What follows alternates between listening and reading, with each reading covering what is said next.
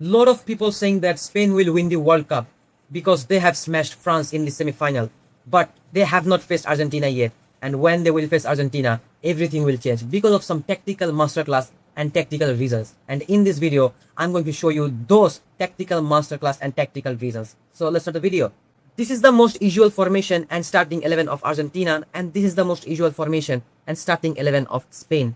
First, if I talk about Spain, their tactics in most of the games, they just attack with left back and right back. The same problem of England, the high pressing tactics or the attacking with all the players, all the defenders. So what they do is Cucurella is attacking, Pedro Porro is attacking, and they just fail with two defenders. So that's the thing Argentina needs against Spain, because we have saw that England also plays like this and Argentina was little comfortable against England. So we need that.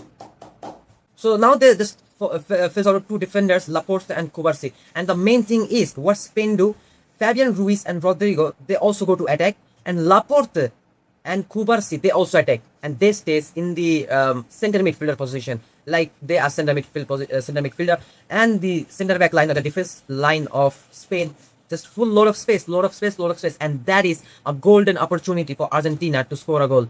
Argentina plays in a solid 4-4-2 formation. I don't know about how Lionel Scaloni gonna structure the team against Spain, but if you tell me that how he might do that, I'm gonna say he gonna stick with the formation they have played against England. 4-4-2. Paredes little in the defensive midfielder, McAllister, Enzo Fernandez here. Like they wanna play in a 4-4-2 formation, and we need Simeone against Spain. So I think Simeone is starting easily, guaranteed. So this is the formation of Argentina, and with this formation, we can easily trap Spain's defense line, midfield line, easily, guaranteed.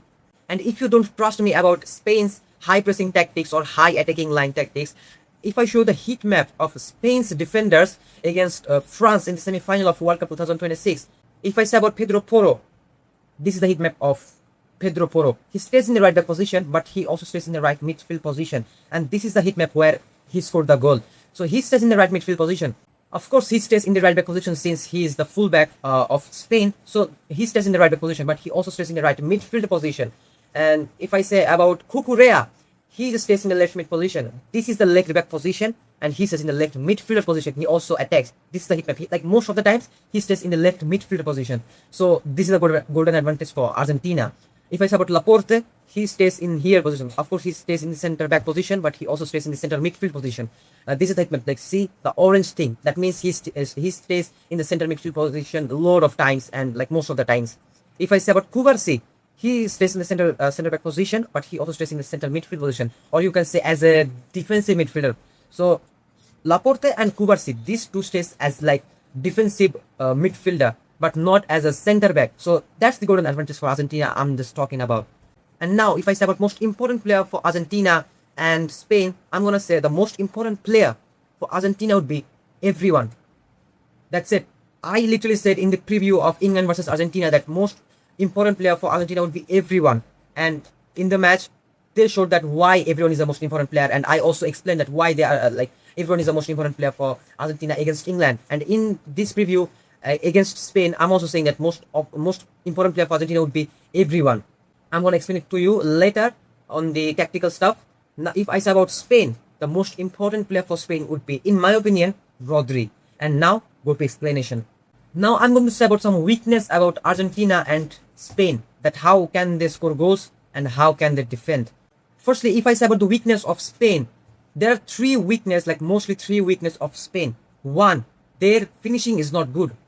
The offensive players like Oyarzabal, Alex Baena, and Dani Olmo, Lamine Yamal, of course their finishing is good, but under pressure, their finishing just sucks. So much sucks. Because Oyarzabal cannot finish like most of in the like he finishes, of course he scored goals, but like most of the times they just miss. Alex Baena, Dani Olmo, sometimes they shot to the moon, like I don't know, like to the crowd. Sometimes they even cannot shoot the ball. The defenders of opponent team just takes the ball and then they just counter. So that's the problem number one of Spain, that under pressure they cannot finish the ball like as expected. Second weakness of Spain, they pass sideways. Like against when they play against some good defending teams, they most of the times they pass in sideways, like Pedro Porro to Rodri to Lamine Yamal, or Cucurella to Fabian Ruiz to Alex Baena. This type of, they just cannot have the courage to pass the ball centrally through Laporte, Cubarsí, and Dani Olmo. They just, most of the times they pass with Lamine Yamal, Pedro Porro, Alex Baena, like sideways, from the right side or left side, it doesn't matter, but sideways. And third weakness is the defense line stays out of position, they attacks. And when the opposition team just imagine get the ball, the opposition team gets the ball, and then they just counter it. And since Laporte and Cubarsí is in the center midfield position and they are out of their position, the defense line is just full load of space. If anyhow the opposition team can go into the massive space like by technically, then Spain's defense line is cooked and Spain might consider goal there. If I say about Argentina's weakness, the only weakness Argentina have, and that is their switches and transition. But when they just attack, their Molina, he's like attacking fullback. Tagliafico, he's in the left midfield position. And when the time comes, when the attack line of the opposition team counters, the switches and transitions might become a little bit late. So when the transition switch is gonna be a little late, then Argentina might can consider goal there. But if Argentina can control it and their switches and transition is quick and rapid, if they can handle it, then it's hard to score against Argentina. And if I say like against England in the last match, England couldn't find any gap, and Argentina like load of like they just defended really well. Yeah, Anthony Gordon scored like in a tap in, like Molina's little fault, but I'm not gonna say like fully fault. But yeah, Anthony Gordon, of course he's a Barcelona player, so of course come on, man.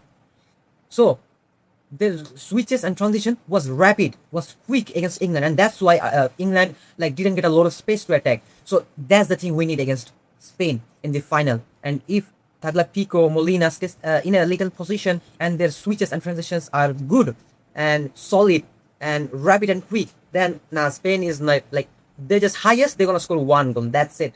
Now if I say about strong point or strength of Spain, and that is they're gonna dominate position against Argentina, guaranteed. They might dominate the position. That's the only strong thing of Spain against Argentina. And if I say about Argentina's strongness, everything is strong Argentina, because Argentina, come on man, they have the other level, like top level of stuff. If I say about strongness of Argentina, and that would be the midfield, and especially Paredes.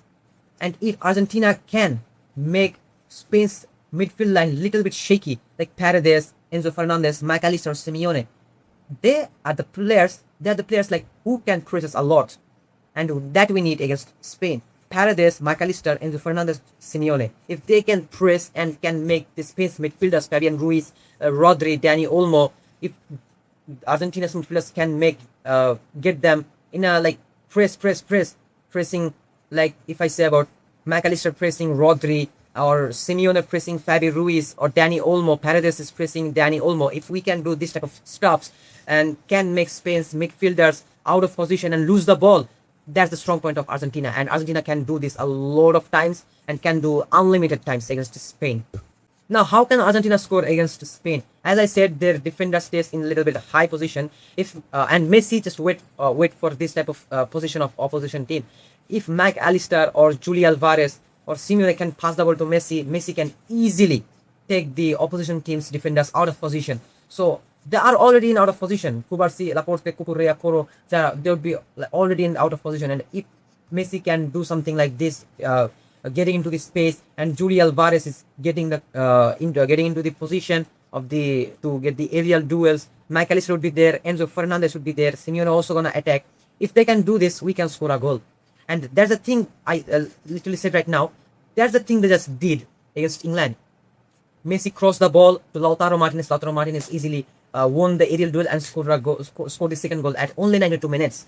And like just did a comeback like in only 7 minutes. And that's the golden advantage for Argentina, because the defense line, one, they just stay out of position, they stay like little high, then Argentina have the golden chance to score a goal. And Spain gonna dominate the position, there's no doubt, but Argentina needs the few chances to score a goal. And that's what we need against Spain. So just seeing Cucurella pressing Leo Messi, there will be Simeone. If Messi can back pass to McAllister or Simeone and can make a run when Cucurella is already out of position, Messi can cross the ball or go into like this and can score a goal. Or Juli Alvarez just give up cross, Juli Alvarez can finish it. Enzo Fernandez can finish it. McAllister can finish it from here like this. So we already have the tactics against Spain, and I think Argentina is going to complete and execute these tactics against Spain in my brain. I'm very confident about this. If I say about Spain, as I said, the late switches and when Argentina just misses the ball, there'll be Rodri to pass the ball, Fabian Ruiz to pass the ball, Cucurella attacks, Pedro Porro attacks. They can easily pass the ball to Oyarzabal or Lamine Yamal, and Lamine Yamal can do a lot of things to the ball, and we know that Lamine Yamal can easily get in the space and can force the ball. Oyarzabal would be there to get a header and just score a goal. So that's how can Spain score. But if Argentina's defense line switches and transitions are rapid and quick, then Spain have no chance. No chance. Argentina are going to demolish Spain here. Now my prediction, my valuable prediction. If you watch my video regularly, you know I have did a lot of prediction and a lot of correct predictions. So now my prediction for the final of World Cup 2026 would be Argentina is taking it against Spain. Argentina is winning guaranteed. Guaranteed Argentina is smashing Spain on 19th July. Guaranteed. And if you ask me for the scoreline, I'm gonna say Argentina 2 and Spain 1. That's I can feel like. And I have two prediction about scoreline. Argentina 2 and Spain 1. That's one prediction. And the other prediction is Argentina 3 and Spain 2. Argentina will win, guaranteed. I'm just a little bit confused about the scoreline. But if you ask me who gonna win, Argentina guaranteed in my opinion. Argentina is smashing Spain. And the scoreline would be 2-1 to Argentina, or Argentina gonna score 3 goals, or gonna score 2 goals, and Spain gonna score 1 goal or 2 goals. So one prediction is Argentina gonna score 2 goals and Spain gonna score 1 goal, and another prediction is Argentina gonna score 3 goals and Spain gonna score 2 goals. So that's two prediction. Like in my opinion, one of them could happen, and this game also might go to the penalty. I don't know. This would be a good matchup. This would be a good matchup. But if you ask me who could be the winner, I'm gonna say Argentina is taking it. Argentina is winning the World Cup twice in a row. And that's my prediction. Let me know your thoughts and opinions and predictions in the comment section. I'll be reading them all. Subscribe AtrapoXtra for more videos like this. Peace.